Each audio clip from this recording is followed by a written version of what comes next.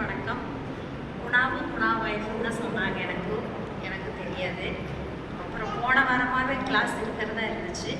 ஆனால் அப்புறம் ஒரு வாரம் தள்ளி வச்சுருக்காங்க நாங்கள். ஆனால் எனக்கும் வர முடியல அந்த சூழல். எங்கள் பாட்டியும் கூட்டிகிட்டு வந்திருந்தாங்க, 87 வயசு பாட்டி.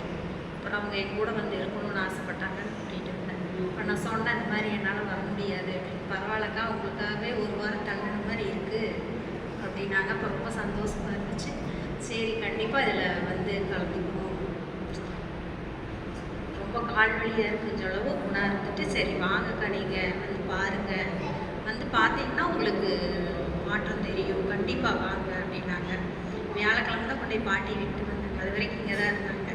சிரமத்துலேயே எப்படியா நிறுத்தக்கூடாது கிளாஸ்ன்னு வந்துட்டே இருந்தேன். கொஞ்சம் ரிலீஃபாக இருக்குது.